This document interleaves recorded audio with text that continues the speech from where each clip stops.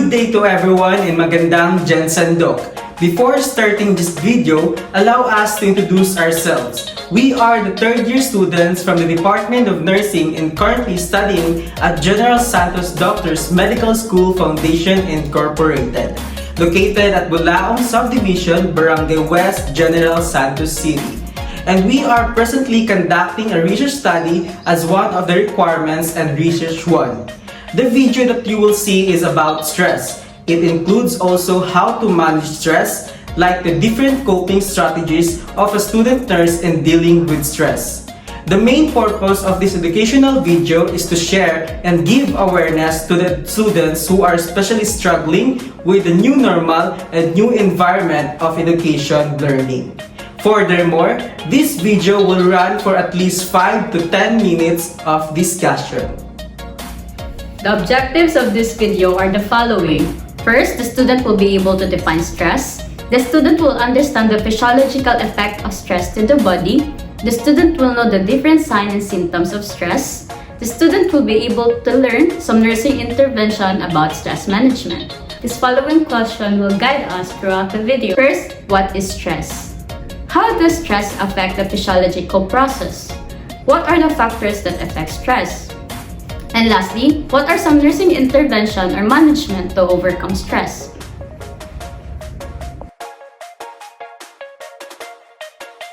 Stress is a universal phenomenon and a condition in which an individual experiences changes in the normal balance state.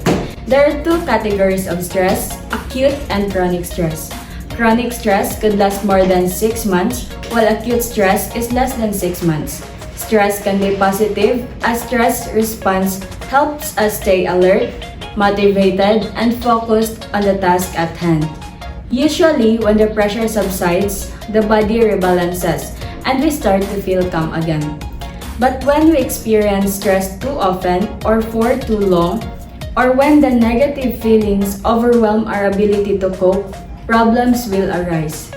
Continuous activation of the nervous system experiencing the stress response causes wear and tear on the body. Now, what happens to our body when stressed? We have this part of our brain called the hypothalamus. This tiny control tower in your brain decides to send out the order. Send in the stress hormones. These stress hormones are the same ones that trigger your body's fight or flight response. The nervous system releases a barrage of stress chemicals including adrenaline, noradrenaline, and cortisol to prepare the body for action.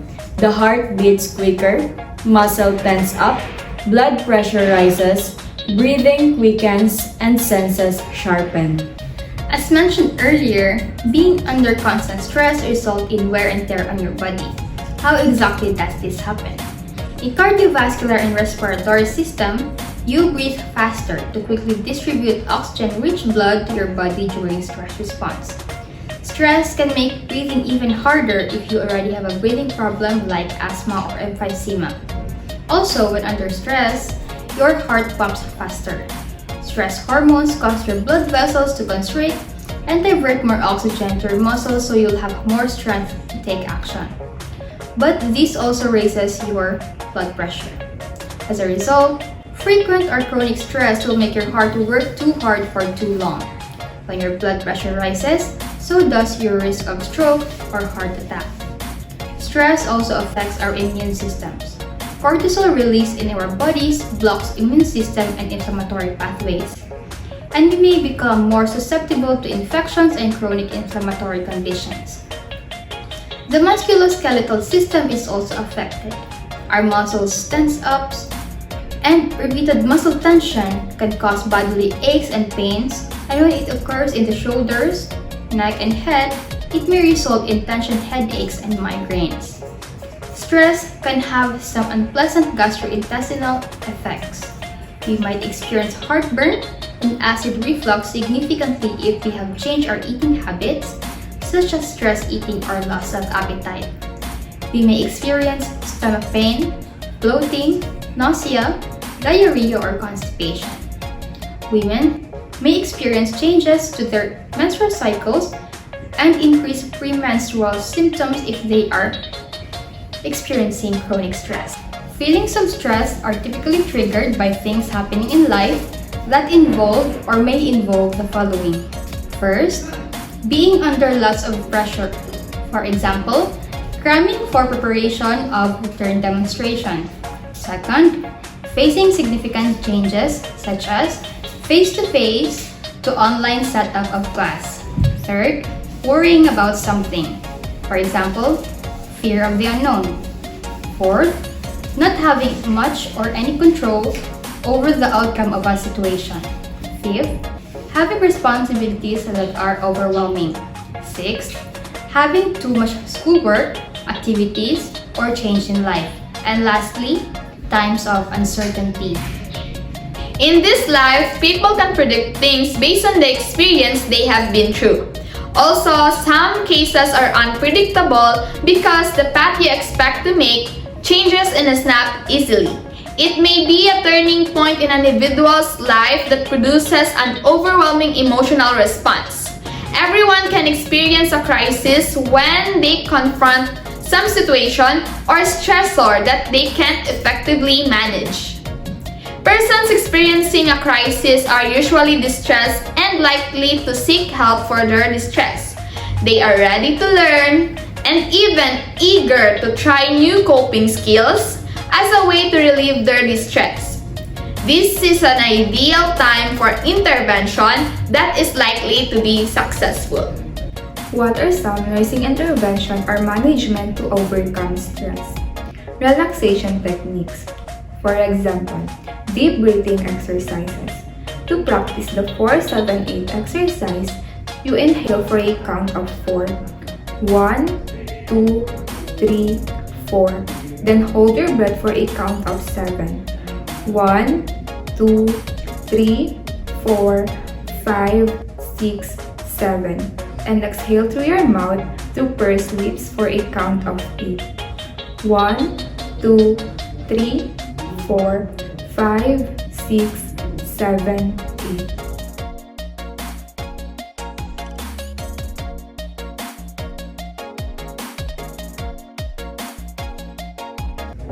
The next is the meditation. It is a practice that involves relaxing the body, easing the mind. It is a process that anyone can use to calm themselves. 20 minutes twice a day meditation produces widespread positive effects on physical and psychological functioning. It lowers nervous system response, decreases heart rate, lowers BP, and decreases the respiratory rate and oxygen consumption. Next is music therapy. Quiet, soothing music without word often used to induce relaxation. Maintaining learned positive coping strategies. The coping process is effective if maintained daily or when they can independently perform the learned techniques when they are stressed. Avoidance of triggers. Triggers comes in different ways, such as cramming and overthinking. Next is practice stress management techniques, which include the following: exercises or hobbies. For example, cycling and walking both releases our feel-good hormones known as endorphins. These hormones help to relax your mind and make you feel happier. It boosts your mood and reduces your feelings of anxiety. Research shows that 30 to 60 minutes of cycling or walking can affect the significantly lower risk of feeling stressed. Next is exposing yourself to people who can make you happy and have a positive relationship with each other. Next is healthy nutrition. Optimal nutrition is essential for health and increases the body's resistance to stress. To minimize the negative effect of stress, people need to avoid excess caffeine, salt, sugar, and fat, and deficiencies in vitamins and minerals. Next is adequate sleep. Sleep restores the body's energy level and is essential for stress management. Next, time management. People who manage their time effectively usually experience less stress because they feel more in control of the circumstances. These are some tips. First, goal setting. Students who set goals invest more time in ways that lead to achieving goals. Second, reduce distraction. Put away unnecessary devices such as phones and switch off social media notifications. Third, reward achievement. When you achieve goals, it is important that you award yourself for the effort in making it effectively. Fourth, set time limits. Allocate specific time to tasks. Fifth, have a clock nearby. Make sure that you have it close to you to monitor time and set deadlines. Lastly, master schedule. Block out chunks of time for studying assignments in addition to extracurricular activities and other school commitments. Strict medication adherence if a doctor prescribed, and therapy schedule.